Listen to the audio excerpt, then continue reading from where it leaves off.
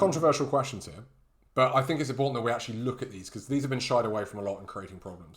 First one, when is it unethical to give active care and rehab?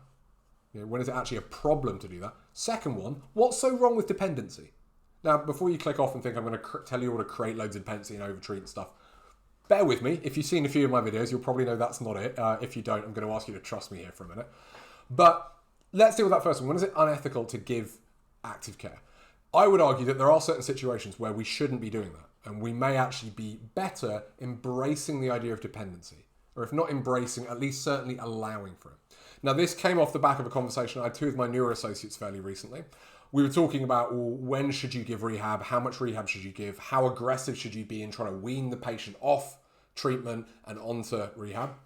Versus the other way around, saying, what's wrong if somebody wants to pay you more money and have more treatment so that they can do less work themselves, if they know that that's the option?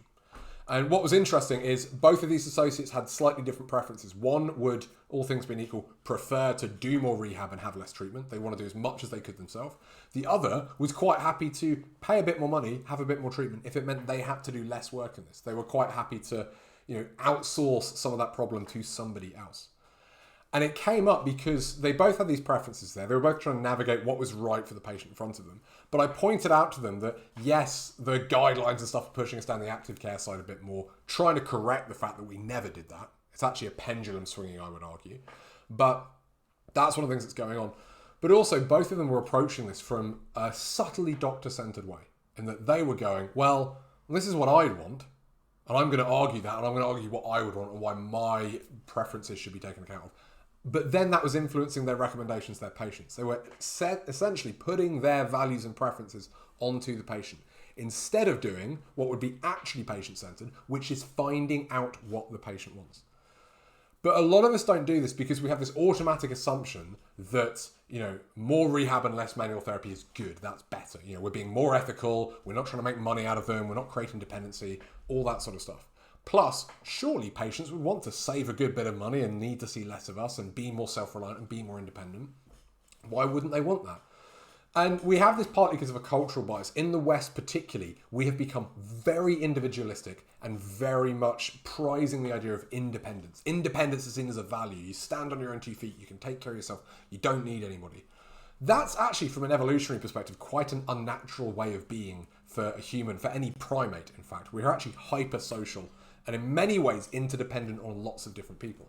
And many of our patients have lost that. They've lost the support network, they don't have as many friends and family nearby, and maybe coming to see us is one of the bigger social supports they have. In which case, are we doing a bad thing by trying to take that away? By trying to get them to be more independent, is that doing more harm than good? Maybe that dependency that they have on us is actually a lifeline that they need right now. And the funny thing is, in my clinic, every associate I can think of has at least one patient who they see on a weekly basis. Not because they've recommended it, but because the patient wants to come back every week. Sometimes that's because they just want to stay on tip-top form, they don't want anything going on, they're happy to pay more and have more treatment to know that they're mechanically moving as well as they could be.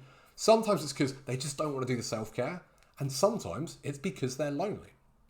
I would say, it doesn't matter what the situation is, all of those cases are completely ethical, and trying to space the patient out, despite their preferences, would actually be unethical and doctor-centered. It would be imposing our views on the other person. Now, does that mean I recommend everyone comes in once a week? Obviously not. We do not want to go creating dependency where there was no dependency before. But I would challenge you to think of all your patients and think, are there some where maybe seeing me more often is helpful to them? And think about it and go, have I been trying to space them out because I don't want to see them that often? Because I think that would be wrong, because if I was in their shoes, I wouldn't want to do that. Or maybe I'm afraid of being seen as one of those chiropractors who says, come back every week for the rest of your life. Because I think that we can really get this wrong very easily. It's a big, big push now to say more rehab, less passive care, less manual therapy, wean patients off as quickly as we can. And if that's what the patient wants, absolutely, that's great. I would argue that's probably going to result in a better outcome for them. But if they're choosing not to do that, if they are aware of the options and they're deciding not to do it, then pushing them that way is doctor-centered, it's putting our values on theirs, and it's going to disrupt the therapeutic relationship because they're going to feel like we're judging them, we don't want to see them, we disagree there. All of which are a bad thing. So I thought I'd share that here because it's something that I know a lot of, especially neograds and chiropractors, but even experienced ones struggle with, this idea of, is it bad to have a patient who's dependent on you? Now, if you want more information on how I navigate this, as well as my colleague Owen, we are running a seminar in September. We're going to be going through loads and loads of things just like this. We'll be talking about adjusting skills, but a big chunk of it, the main focus will be patient management. So if you've got more questions on this and you're in the UK and you can get to London in September, dates are 16th, 17th. There are still there's a handful of early bird tickets available. We'd love to see you there. I'll pop the link below this. But as always, if you've got any questions about this, anything you're not sure about, by all means, drop me a message, put a comment in the box below, and I'll chat to you soon. Take care.